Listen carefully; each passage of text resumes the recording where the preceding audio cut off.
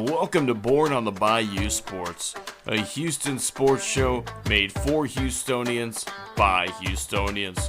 Join Tim Costello and Scott Barzilla every week as they break down the latest in Houston Astros, Rockets, and Texans news.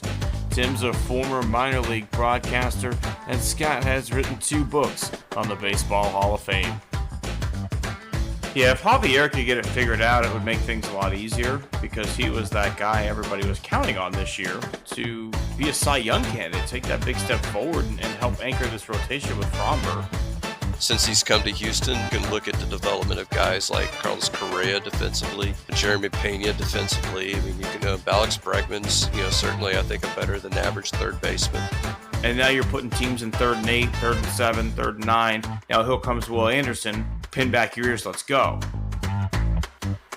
So if you're Bayou born and bred, or just like spending time in the H, sit down, relax, and stay Houston strong.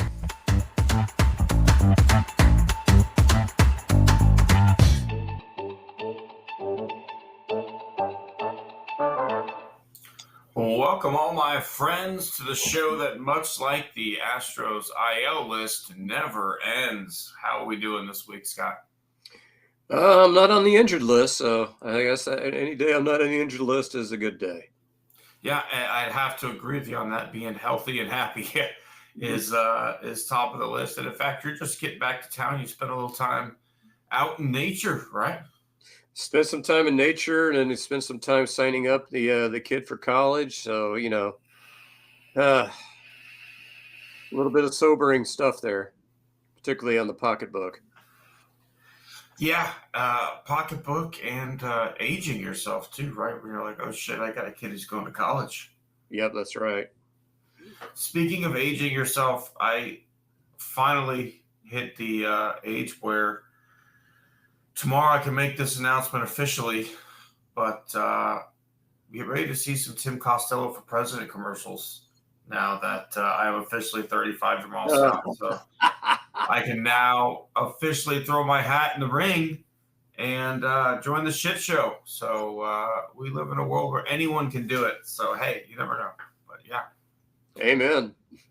So you mentioned, well, you out in the wild, you were volunteering at summer camp, at youth camp, and it got me thinking, what are some of your favorite summer camp movies, right? Like, what are the ones that you think of watching as a kid growing up that made you want to go to summer camp? Because there's one in particular to me that did not live up to expectations. I don't know if this qualifies as summer camp, but I always enjoyed The Great Outdoors with John Candy. Oh, wonderful. Got to eat the grizzle too. Yeah, got to eat the grizzle. Yeah, goat cheese pizza. What kind of pizza? This is goat cheese pizza. What kind of pizza was that? Goat cheese. What? What'd you say?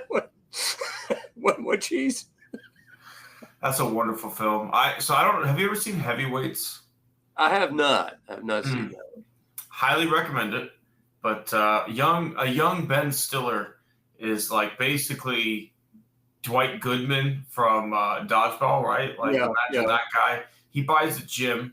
He buys a summer camp for fat kids and decides he's going to make an infomercial for a diet system by recording like an entire summer of like these fat kids dieting and exercising. And they revolt and like take him hostage and all. It's a wonderful film. But like there's one scene in particular where they have what's called the blob, which is the big inflatable thing where one kid jumps on it and launches the other. Yeah. All I wanted to do as a kid, Scott, is go to summer camp and use the blob. And the one summer camp I went to, they didn't have a blob. They just had a group of orphans who peed in my shoes. This is what's awful, Tim. So the summer camp we had a blob. Mm-hmm. And my group, my junior high group, which I was not told I was getting a junior high group until I got there, kind of said like, this is your group. It's like, oh, okay, thanks. We were the first one to get the lake. Mm-hmm. And so we had about 5 or 6 kids that got up on the block. And in comes one of the camp counselors, walks out, whoa, nobody gets on the blob. The diocese won't allow it. Your insurance won't sign off. So the rest of the kids in the camp denied. I would have been like, my volunteering for this event is contingent upon me getting to blob some kids, because this is a child. So like Sawyer goes to a youth camp that has a blob as well, and this is year 3. And the first 2 years, I'm in her ears. Gotta get on the blob. Gotta get on it. Gotta do it. It's just, Dad, I don't want to do it. I don't want to do it. Again, like this year I did it. So I don't want to do it. So like it turns out this year she blobbed somebody else, but she refused to be launched in herself. So I'm hoping next year we'll get the full commitment to the blob. But either way, long story short, Heavyweights, wonderful film. And it's a great child classic. And just half of the cast of the Mighty Ducks is also in that movie. I don't know if I'm going to go full on pal writing a kisser with this one, but I'm just going to ask your opinion on something, right? So this registration at LSU was to the tune of about $200, right? $200, which is best as I could tell. She did get to meet with an advisor in her department who fixed her schedule. So fantastic for that. They fed the kids, but did not feed the adults. Now, I think that's dirty pool. What do you think? So let me have a follow-up question. How many adults just dropped off, or were not involved in the process? It's just registration. How many kids just drove themselves, right? Like there had to have been a fair amount of, no adults involved. So I feel like maybe that it wasn't an adults event and you guys, maybe overstayed. Well, they basically the way they advertised it is that every kid gets a +1. So I was Ann's +1. So and false advertising. Well, because they had events, they separated us at one point, and they had sessions for just parents. So they obviously knew we were going to be there. So this wasn't like oh shit, what are you doing here? Well, they want your money. There's a Sonic. You can go. That's what I end up having for lunch. I end up eating at Sonic because LSU has a Sonic on campus.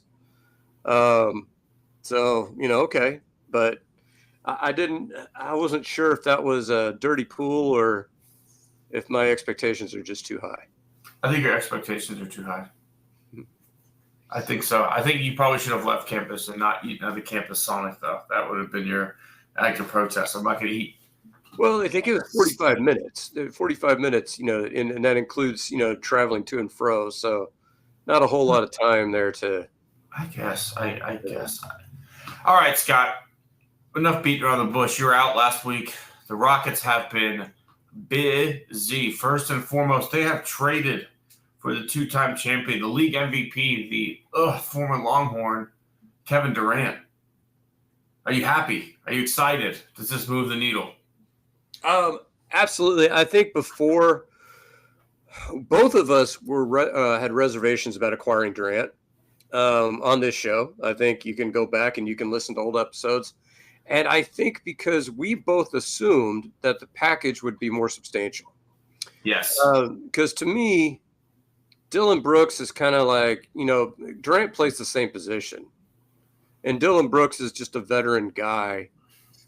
So really this turns into Jalen Green for Kevin Durant. And your referendum on this deal is basically, how do you feel about Jalen Green? Because the 10th overall pick, whoever we picked there wasn't going to be in the rotation. 5 second-round picks, okay, whatever. So it comes down to, what do you see as Jalen Green's future in the league?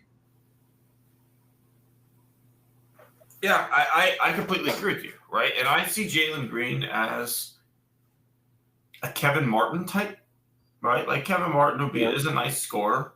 Kevin Martin could give you 25 on any given night. But Kevin Martin was not a guy that you built your entire offense around, because Kevin Martin wasn't good enough to be the focal point that everybody in the league knew, let's go shut him down and still go get his and the team still win, right? We saw it happen in Houston. Kevin Martin was good. He wasn't great. And the Rockets needed great in the playoffs. They needed somebody to elevate their game to the playoff moment. And Jalen Green wasn't that guy. So what do? They send him to Phoenix. you still keep all of Phoenix's draft picks, which is chef kiss, beautiful. Because Phoenix is going to fucking suck next year because they have a team of like 8 power forwards and 4 shooting guards. Like they are not well constituted. I was going to say they kind of remind me of the 1990s Red Sox, who were like a team of first basemen and DHs. It's like you only have 2 spots for those guys, And this like one, the Padres kept acquiring shortstops, right? Like you had Tatis and then Bogarts and then Cronenworth. It's just like only one of you guys can play short, man. Yeah, I mean, to me, looking at that team is like a team of 2 guards. Who, I mean, no centers, no point guards. I mean, I guess you could put some of them at the 3. I mean, Dylan Brooks played the 3 here. I don't know. I mean, to me, I kind of not the same style of player, but the level of player, I feel like he's kind of like a Shane Battier level of player where he's good defender, decent shooter from the outside. But you can find those guys. And ironically enough, they did find that guy in free agency. So, I mean, I don't know. Brooks, to me, was a bit of a chucker. Yes. And so I like the fact that you got rid of a bunch of shots. You added Durant, who's a much more efficient scorer, and he's going to bring attention to himself. So that just opens up opportunities for Amen Thompson, opens up opportunities for Jabari Smith. Obviously, it's going to open up more opportunities for Sengun inside. Having Sengun, I don't think – the other thing I was thinking about Durant, has he ever played with a big man as skilled as Sengun? I would say it depends on how you rate Serge Ibaka, but other than that, no. Like I think Serge was fantastic, but depends on your personal opinion. I mean, Serge Ibaka was a solid player, but to me, I mean, Sengun was an all-star this year. I don't know if he's ever played with an all-star big. No, probably not. And so, and we were talking with Chats, before, James Harden re-signed with the Clippers. They've obviously played together in 2 different spots and didn't make it work. But they never had a big man of Sengun's quality, I don't think. And that doesn't even mention Thompson, who is just, I don't know that any team has a player quite like him. No. Amen Thompson, I mean, well, to be fair, one team has a player that's basically exactly like him. Yeah, that would be Detroit. Is the other identical, you might say. But no, outside of his identical twin, I don't know if there is anybody else like him in the league. But they always said Amen had better handle than his brother. So I don't even know if them 2 are exact replicas. I think they're both strong defensively. And Asor was supposed to be the better shooter, but he isn't exactly a better shooter. Well, I don't know that any of them are good shooters, but I think if you were to drop Amen at the point for 5 or 10 minutes, you feel like you can get by. Absolutely. I don't think his brother is in that category. I think Amen is going to spend a lot of time as your primary ball handler this year. I really think the ball is going to be in his hand in a playmaking fashion a lot. You and I talked about the need for a Derek Fisher type point guard, right? Like a guy who doesn't need the ball in his hand a lot, a guy who can make an open 3. You've now created a situation where Fred VanVleet becomes that, right? Like Fred VanVleet is now a spot-up 3-point shooter in this lineup, which is fine. Fred's a fine spot-up 3-point shooter. That's a great spot for him to be in. That's a great spot for your potential of Reed Shepherd to grow into, right? As a guy coming off the bench, like he's going to get a lot of looks. This is a guy who's going to get a lot of good looks next year with Kevin Durant and Jabari Smith and Thompson all drawing attention, all driving. And you don't have to worry about Jalen Green's shots anymore. Like you don't have to worry about, let's make sure Jalen gets his early looks to get a rhythm going. Like, no, let's just get the best look possible. Because when this team was doing that, they were very, very effective. The biggest issue this team had in the playoffs was in a close game with 4 minutes left to go, where did they go for offense? And in the playoffs, it was Sengun. And I think you and I both agree Sengun's not there yet that you could just throw it down, just roll it down to him and let him go to work because Draymond Green shut his ass down. But you know who you can just roll the ball to and let him go to work with 4 minutes left in a basketball game? Kevin fucking Durant. Yeah, and I think you mentioned those passers. Sengun is also an excellent passer for a big man. And so I think when you had that starting lineup with Abari at the 4 and Amen at the 2, you got 5 really good passers in that starting lineup. All of them can create for anybody else. And the only question I have with Durant, well, there's 2 questions, obviously. Number one, is he going to remain healthy? I think that's always the number one question. But I think number 2, how good of a defender will he be? Is he going to buy in to Udoka's? He was a top 5 defender in the league last year. Yeah, if he's buying in, right?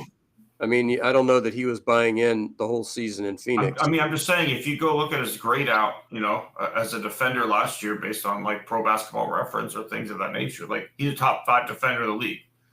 Like he has got the length. He can on a one-on-one level can buy in. Like I think Ime gets the best out of people. I think Kevin Durant wanted to be here. I think he wanted to play for Ime Udoka. And let's just look at outside of Fred, because obviously he's not the tallest guy.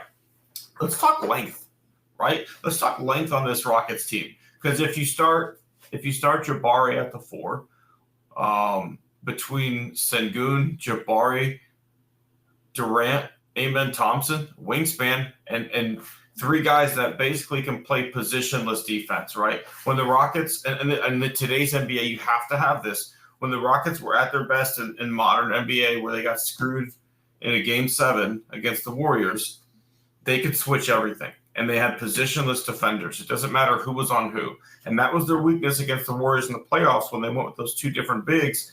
They switched Steven Adams one-on-one on an island, and he couldn't do it. So now what do? You go get a guy like Clint Capella. Clint Capella's skinnier. He's lankier. He's more athletic. If they're doing that to Steven Adams, okay. Switch out Clint Capella. He can do the same thing, but he's a little bit more athletic. This team is really well built right now. Yeah, that was the move that I found to be pretty curious because I knew that they were interested in Capella, but I thought he was going to be an alternative to Adams if they couldn't get him. But then when they re-signed Adams, I just assumed they were done getting bigs. Finney-Smith, I like that addition. I like it a lot. I think he is a Dylan Brooks who won't chuck, but he brings everything else that you want. You want the D, you want the 3-point shooting. I mean, what was he, about a 36% 3-point shooter, I think? 36, but he was the PJ Checker of the league last year, league leader from the corner, which, hey, that matters. It matters, and the whole thing is if you get a guy that's 36%, that's basically league average, right? I mean, that's usually around 36, 37%. Yeah. Is around where you want to be. Fred VanVleet's more or less an average 3-point shooter. Durant is above 40%, which that's huge.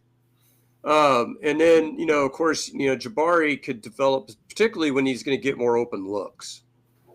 And let's talk about that because there was another decision made by the Houston Rockets, and that was to extend Jabari Smith. Okay, and I think that's part 2 of this Durant signing. Is I truly believe we're about to see the best version of Jabari Smith, and this could just be a Houston fan hyping himself up, but they work out together in the summer and have previously. Their games are similar, their builds are similar. Now they're going to get a chance to play together. We've seen something like this play out on a Houston level with Hunter Brown and Justin Verlander, right? Like a guy who grew up idolizing JV from the area, wanted to pitch like him. The Astros have him, trade for Verlander. Now you get to work with your star. I don't see why it couldn't work out the same way for Jabari Smith because we're seeing the best version of Hunter Brown right now. And I have to think that at least part of that is due to being on a team with a guy like Justin Verlander who you idolized, who your game is similar to, who you built your game after, has helped give you the knowledge that he has. I have to think Jabari, is about to take off to the next level. I really, really do. I think at the very worst, I think he gets an additional 2 or 3 open looks a game. So let's say he gets an additional 3 shots and they're all open looks. Do you think he knocks down a third of those from the outside? Yes. I think he's going to shoot 37 to 30. So I think he's going to be close to 40% from 3 this year. So put me down for it. So if you're talking additional 3 shots a game, at your percentage, that's about additional 4 points a game. So add 4 points a game to his last year average and maybe close to double-digit rebounds. You take that from Jabari Smith? Absolutely. I think, but then you've signed him long enough that as Kevin Durant fades away, and he could take that mantle over, could he not? He could. I think that really long term, I think this is Amen's team. I think if Amen develops any kind of an outside shot, that could be credible. I think he has superstar written all over him. And I don't know that Jabari Smith has a superstar ceiling. I think he could be a fringe all-star, kind of like how Sengun was this year. I think that could be a ceiling. But even if you look at it, you take Durant off this team. Sengun, fringe all-star. Jabari develops into a fringe all-star. Amen Thompson becomes potentially a superstar. You still have maybe Reed Shepherd becoming a good bench player. You have Finney Smith, who's still going to be here. So and Fred VanVleet's here for at least the next 2 years. So I think you have a competitive window of at least, I would say, 2 to 3 years into the future with Durant, because I think he'll sign that 2 max, pretty soon, that he's eligible for. I agree. And maybe I'm a little too hyped on Jabari right now, but I said last year I thought they should have gone to him more. He was one of the most efficient shooters in the playoffs, and they didn't drop enough looks for him. I'm excited about what he brings to the table, working with Durant, a guy that he already works with in the summer, right? So give him a whole year to work together, to watch film together, to progress together. I can't wait to see it. And one of the other things I'm most happy about, and you and I talked about this, was there was a rumor that maybe Harden comes back, right? And I'm so glad we didn't spend the money that way. I truly think that this team's length is so good that as much as picking up a guy like Harden would be great, I'm just so in love with playing up Amen Thompson at the 2 and the defensive of there's defense up and down this lineup, Scott. And it's going to be havoc. We're going to wreak havoc on opposing offenses this year.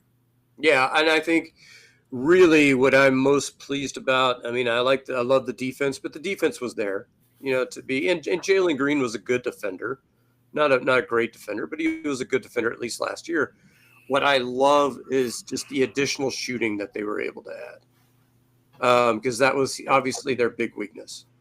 And so I don't know that they're a great shooting team. Like, they're not the Indiana Pacers, but are they average? I would say so. And if they're average, that's a huge improvement. It's kind of like talking about the Houston Texans offensive line. Like, the Houston Texans offensive line becomes average. How good is this Houston Texans offense? I think it's the same thing with the Rockets. If they become an average shooting team, how good is this team? No, absolutely. The sky's the limit, right? You were the 2 seed last year, and essentially you swap out Finney Smith for Brooks and Jalen Green for Durant and run it back, right? And I think that roster's better. And add Capella, who, we didn't have a player at that level on the bench. And so at the end of the day, I think Dylan Brooks's playoff antics wore on me personally. I think all he did was add fuel to the Warriors' fire, as opposed to riling up your own team. Like, it's kind of like the fans walking out of Yankee Stadium chanting, "We want Houston," right? Like, when you fucking got them, bitches, they came in your house and they beat that ass. Well, like, all Dylan Brooks did was rile up the Warriors, right? Like, we need guys who just humbly go about their business and let your game do your talking. That's what Shane Battier did. I loved Shane Battier as a kid. That was my favorite Rocket for the longest time, because I knew I wasn't the star of my team. I knew I wasn't the guy that was going to give you 15 points in a high school game. But what I could do is shut the other team's best player down. I was going to get every rebound that came near me. And if he gave me an open look, I'll knock it down. And Shane Battier, made 20 years out of that. He didn't run his mouth. He just shut you down. Oh, he gave me my best Rockets memory of every game I went to. So we went to, remember that series against the Lakers? The one where everyone just kept getting hurt, and by the end it was Ron. Yes, and so we went to the game. No Yao Ming, no Tracy McGrady. Here comes Shane Battier, knocked down like 27 points because he just could not miss on the outside, and we beat the Lakers. And you knew, it's like everybody in the building knew, we're not winning this series. There's no way. But, you at least stave off elimination just that one more day. Game 7 was Ron Artest dribbling the ball for 23 seconds at the top of the key before jacking up a three. Like, I specifically remember that game. It was awful. But that was the same year that we had the really long win streak, too. And it just, people just kept getting hurt. And we just kept going. And, I always loved Luis Scola. He was such a fucking hero during that streak. And Carl Landry made plays. And guys like Luther Head played out of their mind. And it was a fun time period to be a Rockets fan. But hopefully, smooth sailing ahead and more fun coming. But speaking of not fun, there's somebody who specifically needs to get fired, and that's the Houston Astros athletic trainer. Okay? Somebody. For the second fucking time, you have ramped Jordan back up, and he was taking air cuts. He wasn't even taking line BP. He was just fucking air firing, and the hand swells up again. And it leads me to wonder, did we do any imaging? Did we do anything on the hand before we said head on down to Florida? And hello, everybody. Hey, Dr. Dick. And then you have Jeremy Pena, who you take an X-ray, and X-ray's negative. Should be back in a couple days. Then he's still sore. Then you're like, let's get an MRI. And ribs broken. Why did we do an MRI in the first place? Why do we always do these things afterwards? At the very least, he had not done any baseball activity in between the X-ray and the MRI. Not like Jordan, who I'm going to take batting practice. Oh shit, my hand hurts. I guess we gotta do an MRI. We tried to go to the homeless guy underneath the freeway bridge. He said it looked fine, so we thought we were good. I don't know who, and I'm going to get to this later. In a later part of the show, but I don't know who needs to be fired, but somebody does. Somebody does. I think that we should have, so we had a pregame ceremony where we presented a plaque to one of the team doctors who had been with the team for a long time, who's a hand specialist. I think we should have another ceremony where he has to bring the plaque back.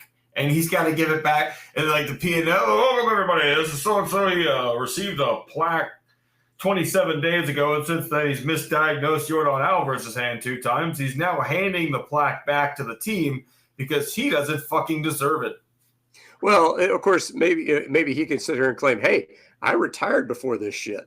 Make it Faith and Family Sunday, too. Do that, and then the Christian rock band goes on. Could you imagine him sitting there saying, I ain't giving you this plaque. I retired before this shit. It's whoever you hired after me. That's the guy you need to be talking to. It wasn't me. It was the one-armed man. But no, it's insane. Fool me once, at this point, after it already happened, you would think they'd be so extra careful with Jordan that they're like, hey, guys, let's make sure he's good. No. Same thing happened again. If it's going to be surgery, why didn't we just get surgery at the beginning and hope maybe he could come back if that's what it's going to be? That's what I was going to say, because basically what you're pointing at right now is surgery is a minimum 2-month recovery. What's 2 months from today, Tim? End of the season. September, right? Yeah. So where does he do a rehab? Yeah, there's not. He's got to go to Florida, or you just stick him in the lineup and you go, well, he'll just learn on the job, get back in the swing of things in the lineup, taking offers for a few days.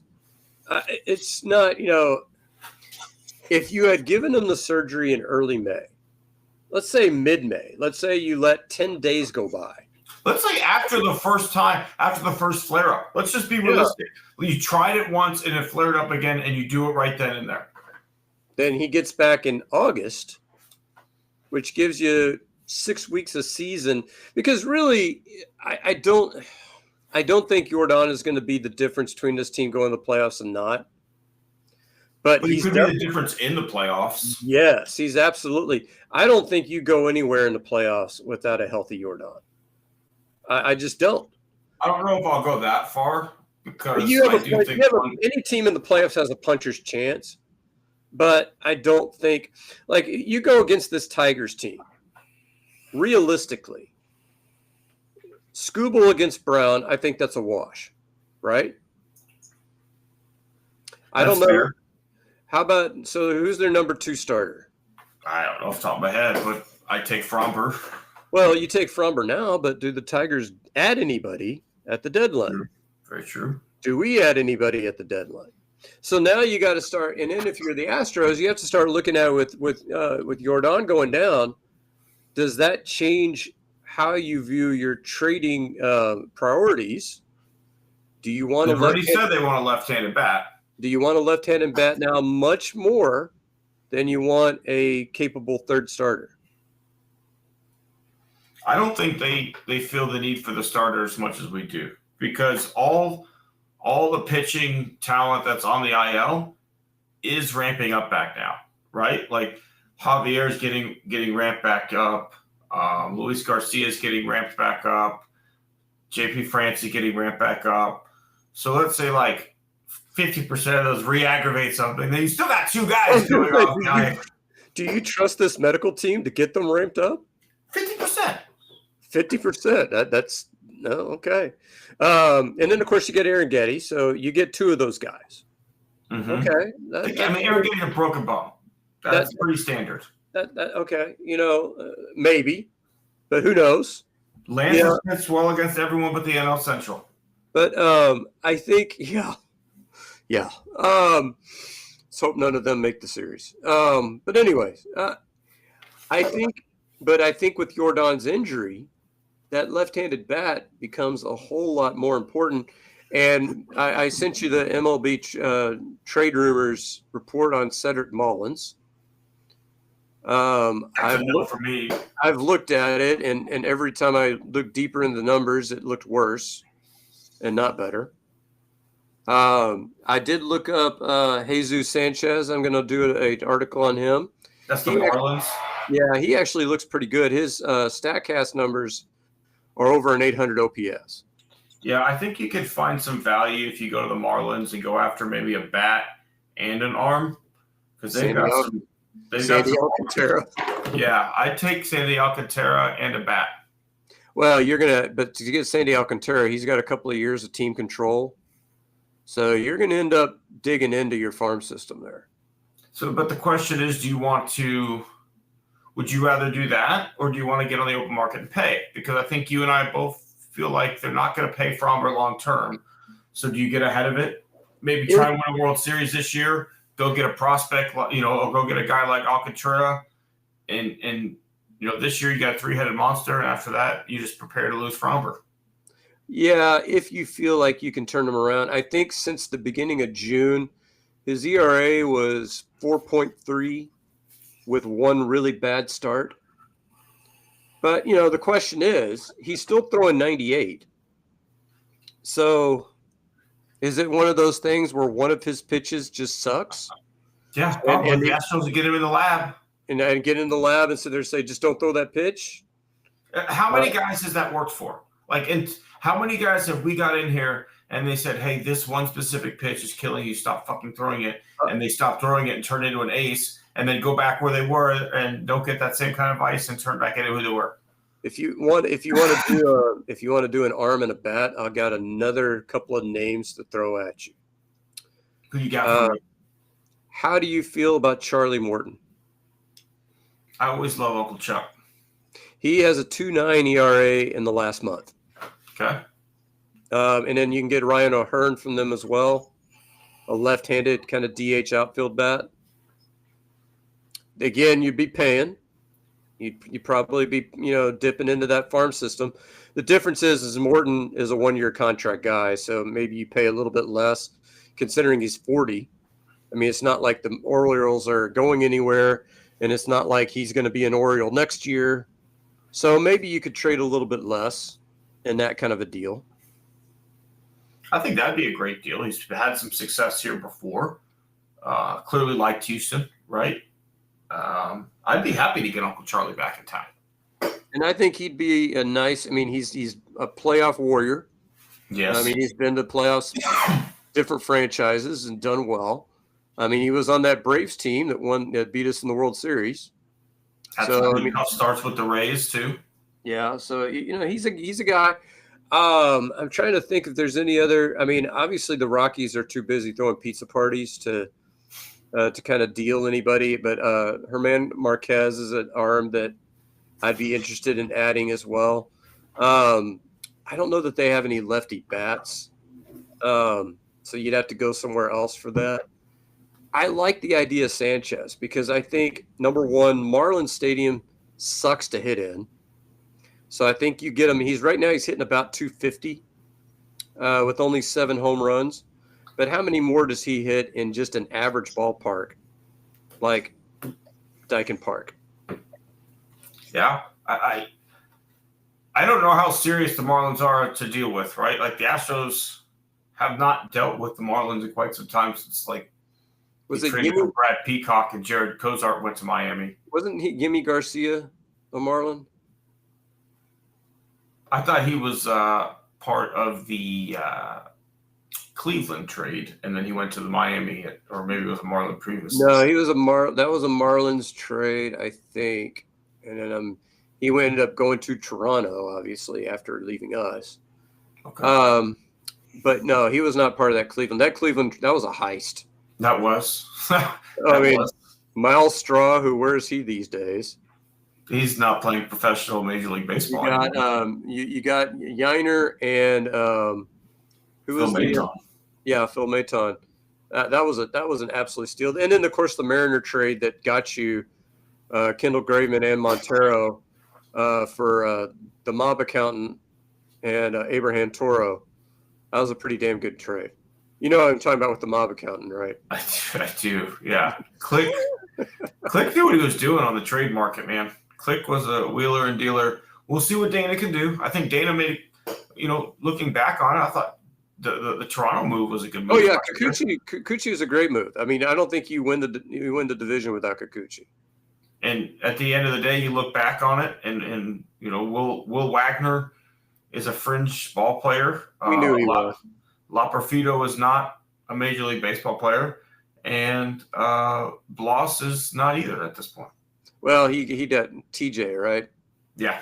So yeah, I mean that who could have figured that, but he had a 6 ERA before he got TJ though. Yeah, I mean I think he was going to be good. I think he just needed more seasoning. But you got to give up something to get something. And so I don't know of any other bats that are out there. I mean, you have to start looking at teams, number one, teams that suck, but then teams that are going to be smart enough to deal. I think the Orioles, I think you have enough there to where you could make a deal with them. I don't want it to be Cedric Mullins. I was for Cedric Mullins when I thought that Myers sucked. Now that Myers has turned into a good baseball player, I'm not a fan of that deal. No, I need somebody who can play a good left field at this point, right? Because once we get into the playoffs, I think we can go ahead and just write off the fact of Yordan Alvarez being a part of this baseball team, right? Like you and I could agree that at this point it's not going to happen. If it does, it's a plus. I don't think he's going to play in 2025. At that point, to me, in a playoff scenario where I want my best hitters and my best fielders on the field, Altuve's DHing every night, right? And I'm putting my best defensive second baseman is probably Dubon. And if I can go get a legitimate good left fielder who's maybe a left-handed hitter, I'm starting him every day. And see, now Hummel, I know is left. Hummel's a switch hitter, isn't he? Yeah, but he's off. He's so fucking bad. Well, he's actually had a few good at bats. I'm trying to think. Who did they put? maybe Melton comes back. You know, I think Melton's right-handed, right? Yes. So maybe you platoon, like if you bring in Sanchez is not playable against lefties. So maybe you know Melton is good enough to play against left-handed pitching, maybe. You know, I don't know. Maybe Chaz gets back and is good enough to play against left-handed pitching. I mean, maybe in a playoff scenario, in a home game, you can hide Altuve in left against the lefty. Yeah, I'm with you though. I think Altuve is his best position is DH when Yordan is not on this team. Yeah, and I'm with you. I'm getting to the point with some of these guys, like I was at the point of LMJ, that you know, until I see you, you don't exist. I mean, you're a myth. And it kind of pisses me off that Yordan has gone through so many hand problems. And did he ever have surgery? I think he did, yeah. And no, he had surgery on the legs. I don't think he ever had them on the hands. But he's always had hand troubles. And then nobody's ever thought, you know, shit, maybe we ought to look at this long term. You know, maybe in late October when the season's over, maybe that's the time to operate on the hands. You know, when you have plenty of recovery time. You know, what are we doing? Yeah, again, it goes back to the training staff, though, right? Like at the end of the season, I'm sure there's some sort of exit interview, some sort of process of like, are you healthy going into the offseason? We need to know, are you a guy who's going to be rehabbing or are you a guy who's going to be training? And so let's do a body scan. Let's make sure you're good to go. Like if they're not, maybe something to think about. Maybe something like, let's just take a mental note. Do we need any cleanups in the offseason? Yeah, well, I'll get to that point later on in the show. Well, Scott, I think we're getting pretty close to that point of the show. Yeah. Let's give some awards away. I think I don't want to get you too worked up before we get there, but I think this one is our early, just a little pow right in the kisser. I can't. Who do you think this week, Scott? It's not somebody that I'm really, I'm saving my big awards for bigger offenders. But I don't know if you saw, that LeBron re-upped with the Lakers. I did see that, yeah. Did you see his comments? The money was just too good to pass up. Wasn't that big? He wants to win, and the money was just too good to pass up. Well, no, but at the end, it's like, but I'm going to monitor the situation. Oh, right. What the hell? You just opted in. What the hell does that mean? I mean, and here's the thing. LeBron's got to be counting endorsements, has to be a billionaire, I think. I think Probably, he is a billionaire. Close to it. I think, do you want a ring, or do you just want to get Benjamins? It's either or at this point.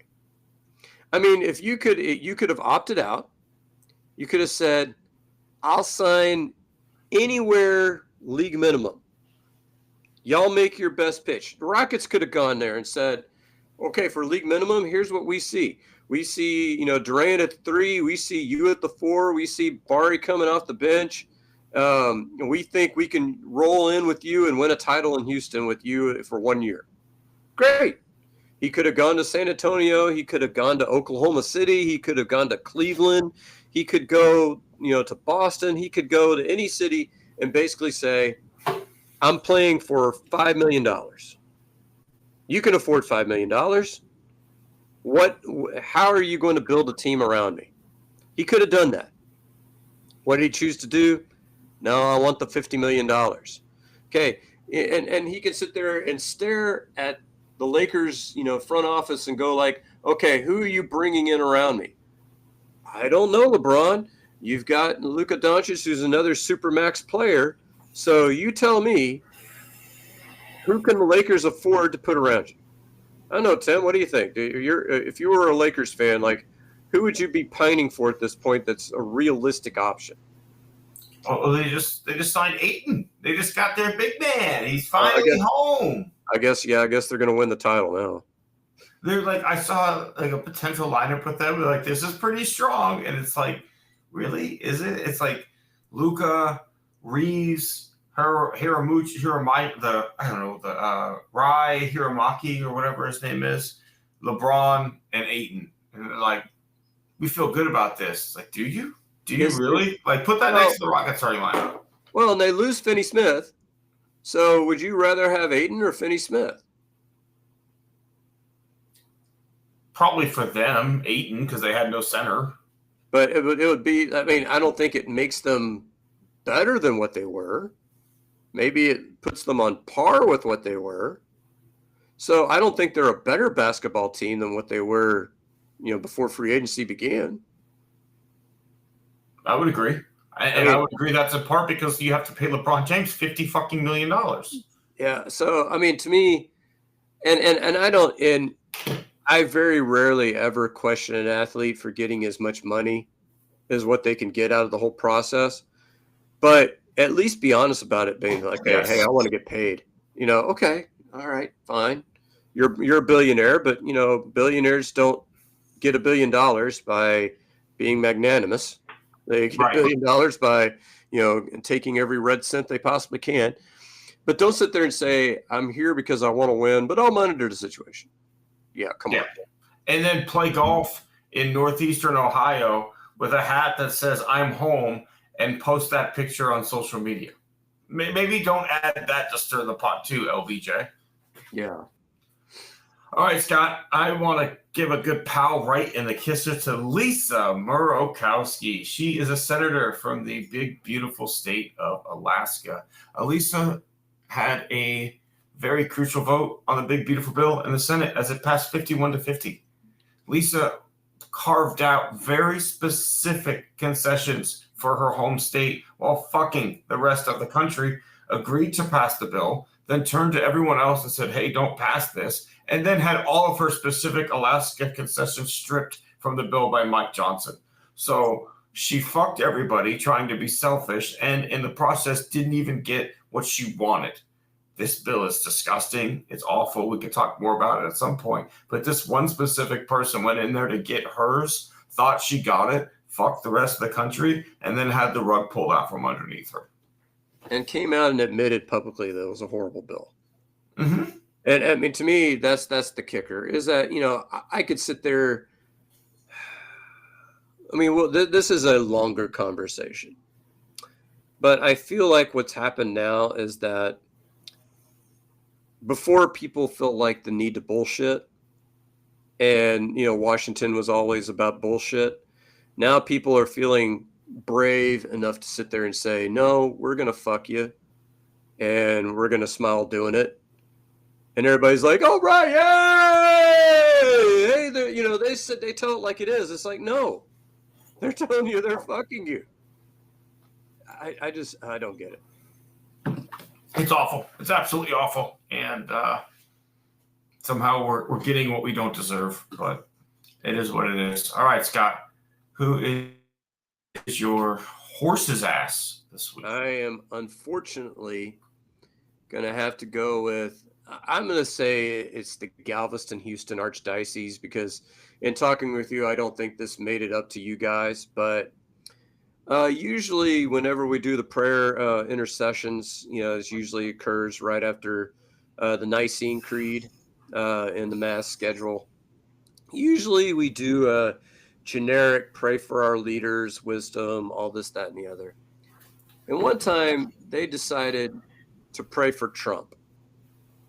Now, I realize that when saying you're praying for Trump, that's not necessarily endorsement of Trump. I get that. I get that you could even claim that, hey, you're being a mean shit. We're going to pray that you stop being a mean shit. But to me, this is where, and I don't know what you feel about prayer, Tim, but what I feel about prayer is that anytime you pray, that has to come with an action. If you're praying for wisdom, if you're praying for strength, if you're praying for understanding, it's great to get those things. But if you don't use them to do anything, it's worthless. It's like our elected officials, sending thoughts and prayers every time somebody comes in and shoots up a school. It's like, well, but you're not willing to do anything. So your thoughts and prayers don't mean anything. And so to me, and I know the Catholic Church wants to stay out of politics, and I respect that. I think the global church is already here, but it's high time the American church said, you know what? Maybe we don't stump for Democrats. Maybe we're staunchly pro-life. We're never going to do that. But it's time to come out and say, Donald Trump is not it. We need to pray for the strength to resist Donald Trump. Maybe we could do that. Maybe that's what we can do. It's time to get off the fence, and it's time to admit that it's a sociopath in the White House. And I'm sorry, I don't think the sociopath is listening to your prayers. God could be talking to him in a bullhorn. I don't think that sociopath cares. So pray to Donald Trump, pray for him all you want. But I think it's more important that we pray that we resist him as much as we possibly can. No, you couldn't be more right. Like there's no getting through to him, right? Like he is doing exactly what he wants to do. This is not a misled or misunderstood, or this isn't a Saul becoming Paul, right? Like this isn't a lost soul. Yeah. This is a man who's doing exactly what he's always intended to do. He is, in his mind, winning every day. This isn't somebody who you could, send on a spiritual journey and he realizes his wrongs and come back in and oh my God, I'm so like that'll never fucking happen. If you believe in a heaven and a hell, like you can maybe get a little respite from knowing he's gonna fucking roast for this. But other than that, like there's no getting through. So yeah, you pray for strength, pray for resolve, pray for an article I wrote long ago about being the light in a dark room, right? Like find that internal strength to not let this blow your candle out, because it's not going to get any fucking better. All right, who do you got for us, Tim? I feel like this should be more than just a horse's ass, but because it's been 2 weeks and we've got such a backlog on dog shit pieces of shit people, I'm going to. It's going to be a combination of Kristi Noem and the Florida GOP. Kristi Noem is calling their new concentration camp Alligator Alcatraz. And the Florida GOP loves it, and now on their website is selling T-shirts for Alligator Alcatraz. It's like, as bad as the Nazis were, and they were awful, you didn't see people walking around with hats that said like Auschwitz on them. They didn't be like Dachau right on a fucking shirt. Like no, they had to be. They had to be smart, Tim. I'm just saying the people in Germany had to be shown the horrors of the concentration camps because they didn't know what was happening, right? Like they had to literally be shown, walked through and shown what was happening. We fucking know. We're taking cameras on tours and we're making T-shirts and we're proud of it. We're proud of the fact that we are building a concentration camp and we got it up in a week, and it would have only been 72 hours without government regulation getting in the way. Like we just did a walkthrough of a concentration camp on a fucking news broadcast, and we're selling T-shirts. And we're bragging that if you try and escape, alligators will eat you. Wonderful job, America. Wonderful fucking job. Wonderful. Yeah, I'm because Hitler wasn't smart enough to merchandise. Trump is just so brilliant. That's why, and I saw that on the local news here when I was in Baton Rouge. And they're reporting it with all the seriousness of, hey, here comes the 4th of July parade coming to town. You're like, what the hell am I looking at? I don't get it. Yep. Good job. Great job, Republican voters. You guys really fucking nailed it. Great job.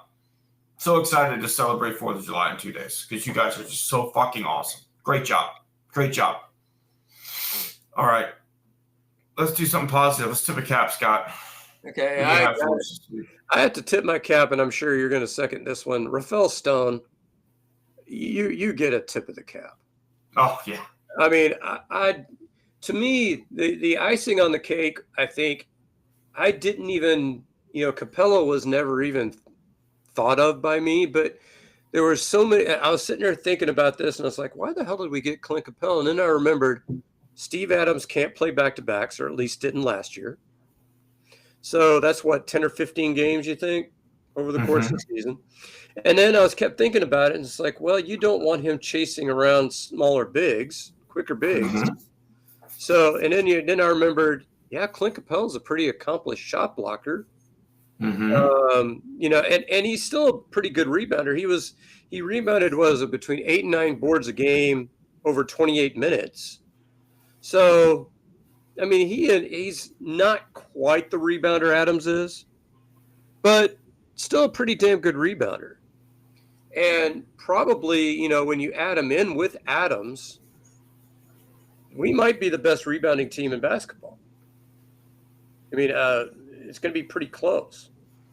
So I loved getting Finney Smith. If they could find a way to get like a veteran minimum backup point guard in here. I don't know that I like Aaron Holiday as the chief backup point guard, and I don't think Reed Shepherd's that guy either. I think I do agree with you. They're going to stagger Fred VanVleet and Eamon Thompson, but you still want another guy, a third guy that can, that can run an offense if one of those two is injured. I would love if they could add that, but if they don't, this is still easily a 60-win team if healthy. No, I agree with you. This is a well-built roster. This is a roster that, depending on the team, right, you can go to your bench in different ways. If you want to go big off the bench, you can play Capella and Adams together in stretches, right? If a team has two good big men, you can play Capella by himself if both your other bigs get in foul trouble, which has happened, right? Like there was games in the playoffs where both Adams and Sengun were in foul trouble, and your choice is Jock Lawndale. I'd rather have Capella in that situation. And let's be honest, you don't have to trade Whitmore right now. You're still about $1 million below the second apron. So if you don't want to trade Whitmore, you don't have to. I think Lawndale needs to go just to clear the roster space. You don't need him. But yeah, Rafael Stone's a great pick. And to a lesser extent, you could even say Tillman Fertitta. I'm not giving that one because I got another one. But Tillman's done a good job of letting get people get the right position and do their job, right? And not meddling. Here's the thing with Tillman Fertitta. I was going to, I didn't even bring up the Jabari contract. I don't know if you saw the rumors about the Jeremy Pena contract that they were negotiating and got shut down. I think it was like 5 years, $105 million. Do you think he'd take 5/122? Probably. And the Rockets just went like, boom, done. And would you say that Jabari Smith is about as important to the Rockets as Jeremy Pena is to the Astros? Just because Pena's playing the way he was right now, I'd say Pena's a little bit more important. And you can't like, and that I think he's a Boris client. He is. You think he shut him down like, hey, you're a $30-40 million guy. Don't settle for $20 million a year. But if you had come out and said 5/125, I mean, do you think Pena turns down $25 million a year? No, I don't. I really don't. And that's the difference, right? When if your GM comes to you and says with Jabari, right, like, hey, it might look like it's a little bit of an overpay now, but at the end of this contract, I believe in him and believe that he will outplay this contract, right? I think it's a better idea to sign him now. And he trusted his guy that he hired, and he said, I could go do it. Versus, like, let's look at the exact opposite of James Click, who said, I believe Jake Myers is a starting center fielder in Major League Baseball, and I want to bet my career on it. And now Jake Myers is a starting center fielder in Major League Baseball, and it just took a little bit longer because of injury, and James Click lost his job over it. So, I mean, you can't hate on Astros ownership for some reasons because it's so much better than the McClain era, right? Like, at least we've had a World Series competitive window for a long time, but you also can't argue that there's more meddling that happens in Daikin Park than there is in Toyota Center. Absolutely. All right. Who you got for us, Tim? I've done it before. I create a hype train in spring training. He's gotten hat tips before, but I'm back on the Cam Smith hype train. I'm tipping my cap to Cam Smith. The guy's hitting 4-hole right now, Scott, and he's producing, hitting 300 plus in his last 30 games. He is playing an elite level of defense. He's doing everything that he's being asked to do in a time where Jordan is out, Pena is out. Cam Smith is sliding up the lineup, and again, he's hitting in the 4-hole, and he's producing. Since he's been in that spot in the lineup, it's multiple hits almost every night, driving in runs, just drove in another couple runs tonight. You can't say enough about what this kid has done. And then when you look at the Cubs series and you look at him versus Tucker, it's almost like, why do the Cubs make this move? You could have just stuck Cam Smith in right field for the next 5 years, and you didn't have to give away all this stuff. And for a lesser extent, a hat tip to Dana Brown for the move because Paredes has been so good. But Cam Smith himself has risen to the occasion in a way that no one's talking about, right? This is a guy who played hardly any minor league baseball, less than a full season of minor league baseball, less than 10 games above AA, I believe it was. And here he is playing at, in my opinion, should be a rookie of the year caliber season, at least to this point. He should be in the conversation. He's really not, but the defense he's playing, the average is there. The slugging percentage may not be where you want it to be yet, but at the end of the day, the guy's getting on base and he's driving in runs and he's playing great defense. Well, and here's what kills me. Do you know who your starting shortstop is for the American League All-Stars? I can't remember off the top of my head. Center field pissed me off, but who is shortstop?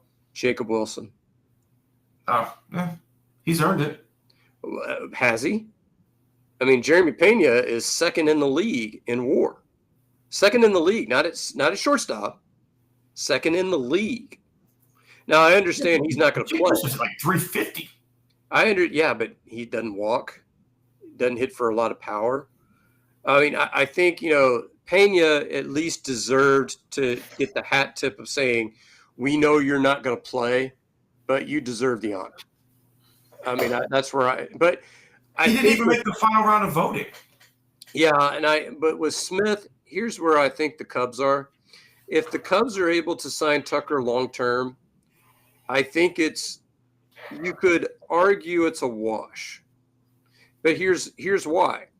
The Cubs had a hotter prospect at third base, and they saw Cam Smith as his third baseman. You got to admit, did you see Cam Smith as a plus right fielder coming into the year? No, but I also asked can he play left field? I was trying to find outfielders anywhere, Scott. I would have considered running him out there. Right, but the Cubs obviously didn't need outfielders as badly. And, Tucker's been a really good player for them. Yeah. So if they sign him long term, now, if he leaves free agency, they got egg all over their face. If he leaves free agency. But if they were able to get them into one of those maybe $300 million contracts, then I would say, okay, because I could see Kyle Tucker being a Hall of Famer. I could see it. But Isaac Paredes was shit for them, so I don't see that as really a loss for them. I see that as our gain because obviously this is a better ballpark for him. So I see it as a deal that really worked out well so far for both teams. And then Wisniewski, does he come back at any point with our medical team? Who the hell knows? I don't know. But, hey, it is what it is, right? Yeah, I mean, I think Cam deserves the credit, right? He's not getting on a national level, but hey, here on board the Bayou Sports, we see it, and I see what you're doing. Every time that to me there's some kind of big rally, Cam Smith's right in the middle of it. 2 outs, you need a big knock. Cam Smith comes through. Like the Astros should not be toying around with the Colorado Rockies, right? Like they should put them away. But here we were in the 6th inning in a 2-2 ball game, and with 2 outs and the bases loaded. Altuve gets a 2-out, 2-run single, and Cam Smith gets an RBI single with 2 outs. And so next thing you know, you're up 5-2. So those kind of things don't go unnoticed to me. Are they home runs yet? No, he doesn't have a ton of homers, but that's okay. Like, the power will come. It's effortless power with this guy. Right now, he's just finding ways to affect the game positively at a time when we didn't even think, when we made that trade, that we were going to get a starting right fielder this season, right? Like, you and I both come on here saying, hey, this guy could be the future replacement for Alex Bregman, where, Paredes can shift to first after Walker leaves. Smith becomes your third baseman. Okay, all right. All of a sudden, guy won't stop hitting in spring training, and then just force his hand. This is what you do in Major League Baseball. This is why I love Major League Baseball. You can force people's hands, and that's what Cam Smith has done. He's forced his hand to make the move to right, because you had to have his bat in the lineup the way it was going. He forced his hand to make the Major League roster. He forced his hand up the lineup from hitting 8th to hitting 6th and then 5th. And now when your high-priced slugger that you brought in to hit 35 bombs at first base isn't doing it, and you move him out of the 4-hole, Cam Smith forced your hand again. And he's continued to show up to the plate time and time again with a great approach. And I love watching him play baseball right now. Absolutely. I never thought he'd hit 280. And that's where he's sitting right now at 282. It's unbelievable. I agree. If you told me he would have hit 250 this year, I would have been happy. And hey, we're only halfway through the year, right? Like, teams are going to face him for second times and third times when we get into divisional play more, and the season lengthens on. But right now, hey, I could not be happier with what Cam Smith has brought to the table. And the Astros just keep finding ways, right? Like, I love this team. It's always been my team. But you and I both have watched periods of frustrating Astros baseball. And a lot of signs look like we could have been heading towards another frustrating period. But guys like Paredes and Cam Smith have stepped up and had wonderful seasons. Yeah, absolutely. All right, Scott. It's time. We've skirted around it. Actually, no. Do we want to give an update? Do we want to give an update first, or do you want to do scumbag first? Let's do scumbag, and then it's a big update. I don't want to rush it. Let's do the scumbag first, and then we'll roll into the update. Okay. All right. Again, I don't want to give it away, but big update coming. But first, scumbag of the week, Scott. Who do you have for us? It's your Houston Astros medical team. And here's what gets me, Tim. This team does so many things so well. Their pitching coaches all up and down the system, fantastic. Even after we lost, who's now in Pittsburgh, and knows that Pittsburgh's pitching better. I don't get it. Hitting coaches, we've talked about them, but hey, hitters are starting to hit better. I think Joe Espada has done some absolutely fantastic managing. But this medical team, Tim, you sent me a text of him as Dr. Nick from The Simpsons. I think it's on that level. See, because to me, it's not, they talked about on the radio, I went out to get some Whataburger for dinner. And they were talking about the number of injuries this team has had. And to me, it's not the number of injuries. Every team goes through injuries. It's the amount of time it takes for these guys to get back.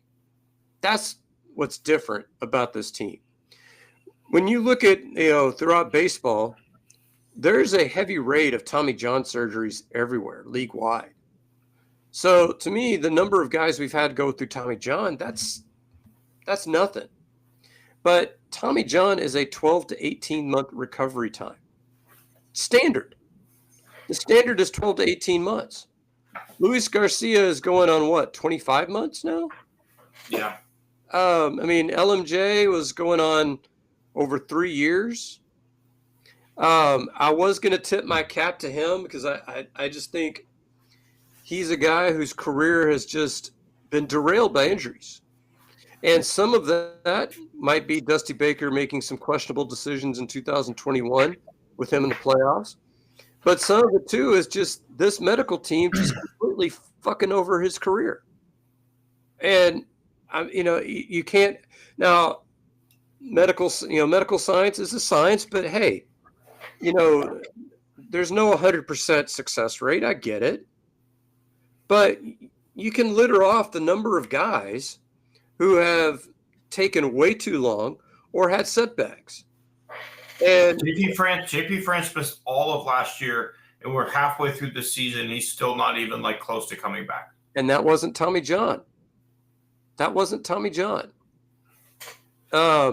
You had, Christian Javier looks like he's going to come back right around on schedule for now, barring a setback. Garcia, maybe, but that's 2 years plus, so I'm not really keeping my fingers crossed there.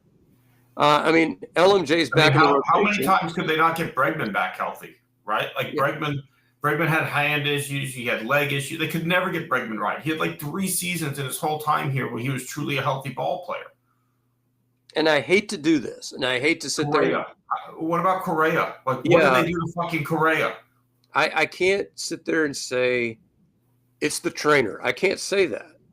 I don't know who it is specifically.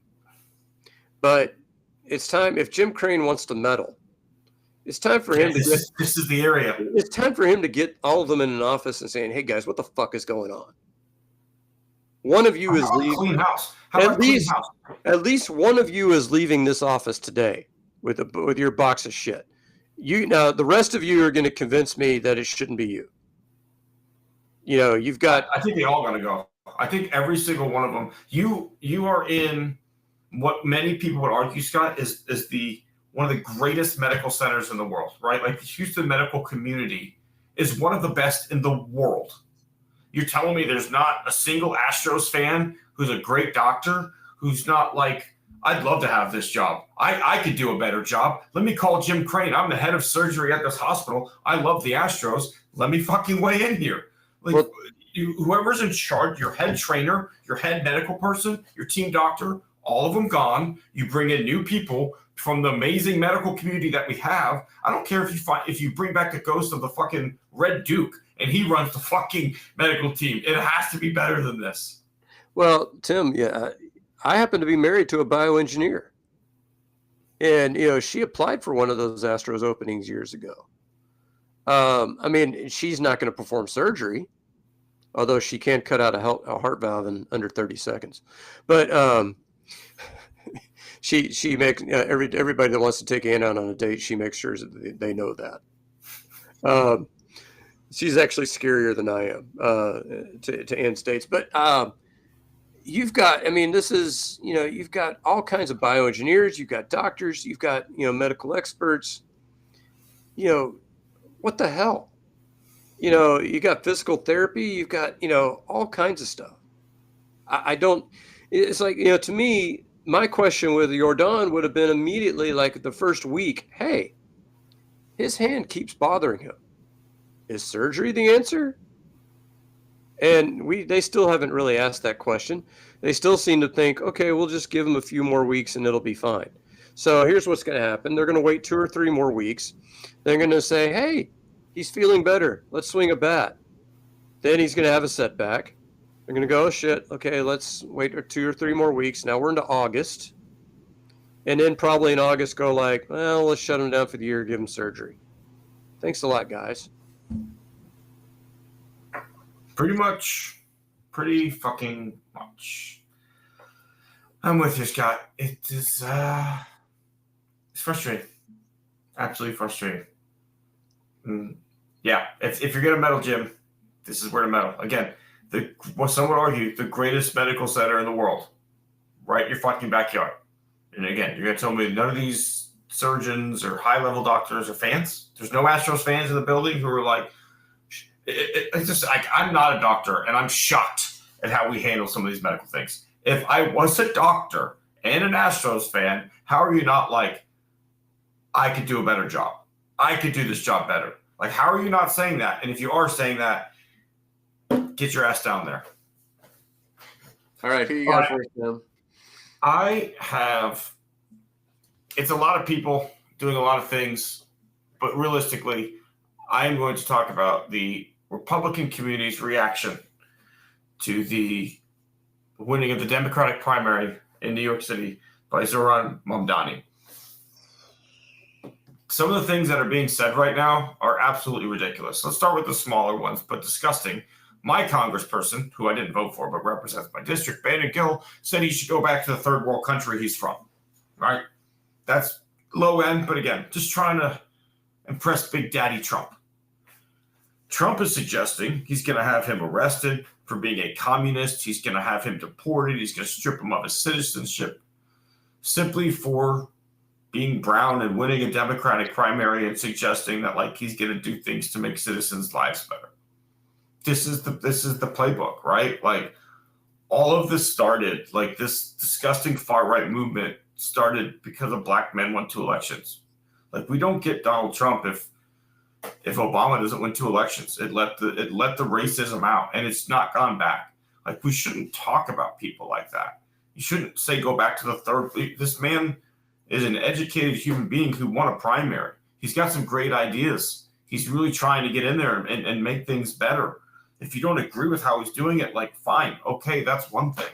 But he's an American citizen just like everybody else. Don't tell him to go back where he came from. In fact, he probably fought and has done more for his citizenship than Brandon Gill ever will. The guy was a fucking prison guard. He doesn't know shit.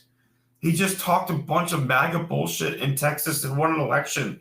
Anyone can do that. It's not hard. And since he's gotten office, he's suggested putting Donald Trump on the $100 bill and signed off on a shitty parade. Great job, fucker. Like, you're not a good congressperson. So if anyone should go back where they came from, go back to being a fucking prison guard. Donald Trump should go back to doing what he did, which was like a shitty TV show while he shot himself and people had to wipe his ass for him. Those people should go back where they came from, not the guy who has worked his ass off to get where he's gotten to and has some real change, progressive ideas, wanting to make the world a better place. So the reaction to this man from the far right is awful. It's expected, right? Like, because he actually is a threat to them, but it's fucking awful. Well, the 2 things that kill me there, number one, I feel pretty safe in assuming that both of us, if we were New Yorkers, would vote for him. In a heartbeat. Yeah. In a heartbeat. I vote for president. In a heartbeat. But number 2, I want to give out a negative shout out to our U.S. Supreme Court, who now have basically nullified the 14th Amendment. Yep. And said that, birthright citizenship, not a thing. So here's my question, Tim. Where would you deport us? Oh, you go to the prison camps in El Salvador. But neither of us are Salvadorian. Doesn't matter. We are we are liberals, and we don't agree with their agenda, so we are criminals of the state. Do you send me to Sicily and you to Ireland? No, we're going to get sent to El Salvador. That's why they started this in the process that they did, because they knew they would want to, quote unquote, deport American citizens who are against their policies. I mean, if they actually deported me to Sicily, I'd be like, thank you. I've actually, Ireland sounds kind of nice these days, but, heavily Catholic population, I think I'd fit in fairly well, although I'm a little darker than most Irish people. But, hey, Janet can pass. I think she's part Irish. But to me, how do you nullify something that is explicitly stated in an amendment in the Constitution? This is not a theoretical right. It's in the amendment.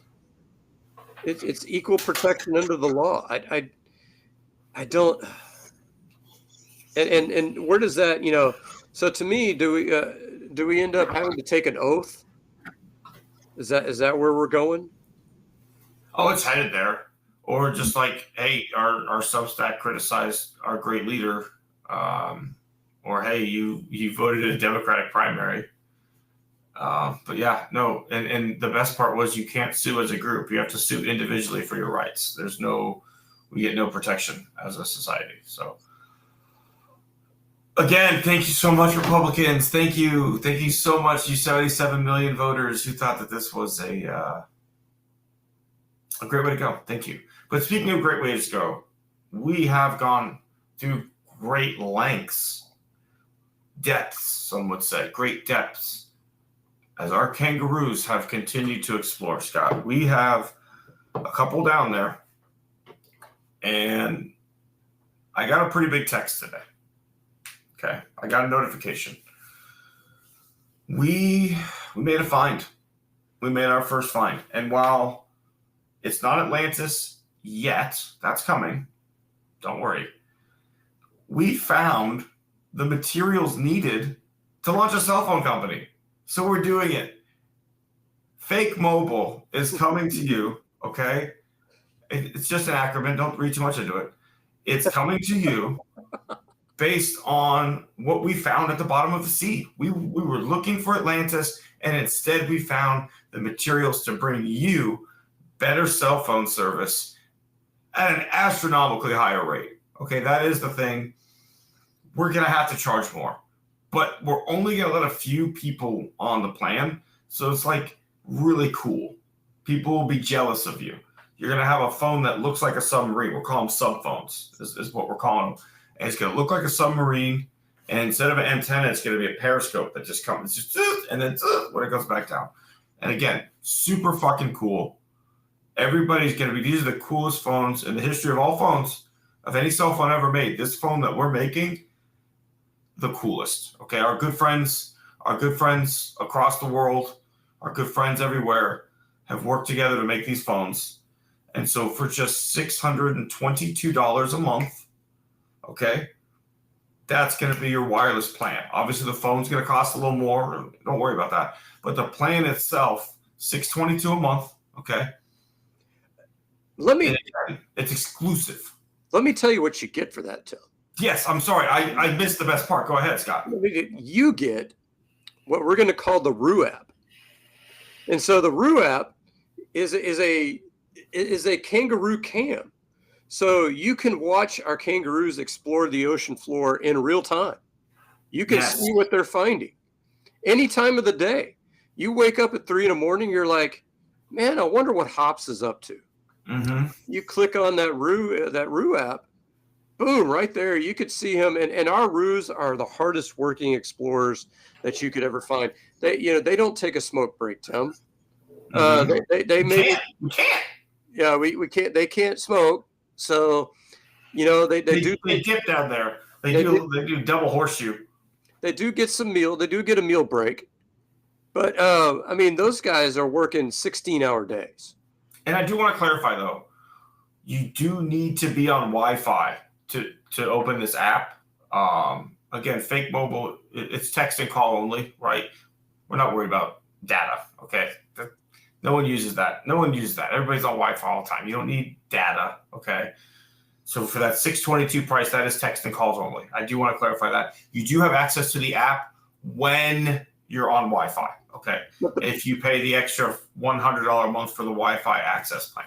But think about this, Tim. When they discover Atlantis, you could be the very first person to know, which means that you could reserve your spot to go visit Atlantis first.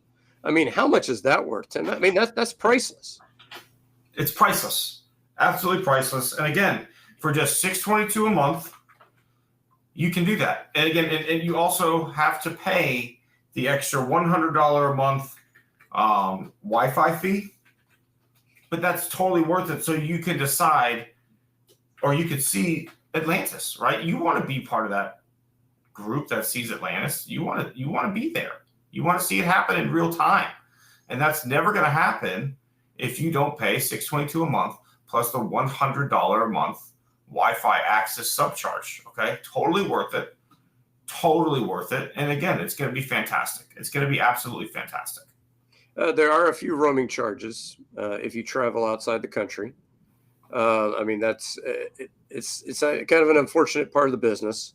Absolutely. But it's only 80 cents a minute. That's not bad. But you turn it on kangaroo mode and, you shut down, those roaming minutes.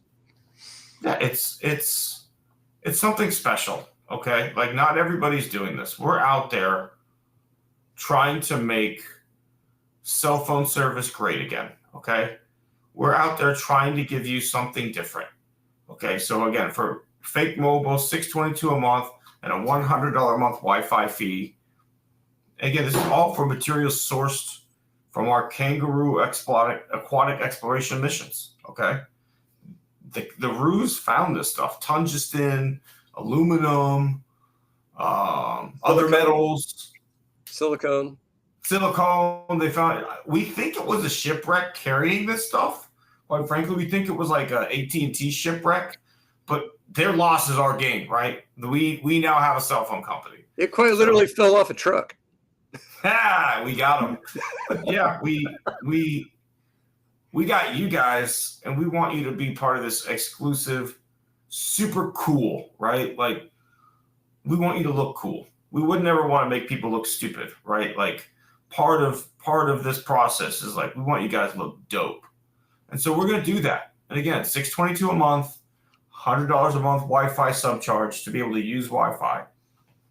And you're there. Exclusive RU app, submarine-shaped phone with the antenna that comes out that's actually a telescope. So we hope that we can have you on Fake Mobile as our customers. All right. So all right, Scott. That's all we got. All right. So, yeah, remember, that's fake@gmail.com. And if you want to subscribe, obviously for cell phone service, we do need your social security number, driver's license, mother's maiden name, date of birth, and home address. Again, standard things. This is all standard stuff, standard operating procedure for any cell phone company. Yeah, and if you want to skip that, you could just give us your banking routing number. You could that works too. We can get those things directly from the bank. Yeah, and again, we do not follow FCC regulations, so that's even better for you guys. Even better. No communication regulations on us. But we appreciate everybody who joined us. We'll appreciate everybody who joins Fake Mobile even more. But hey, we'll see everybody next week. Same bat time, same bat channel. I'm Born on the Bayou Sports.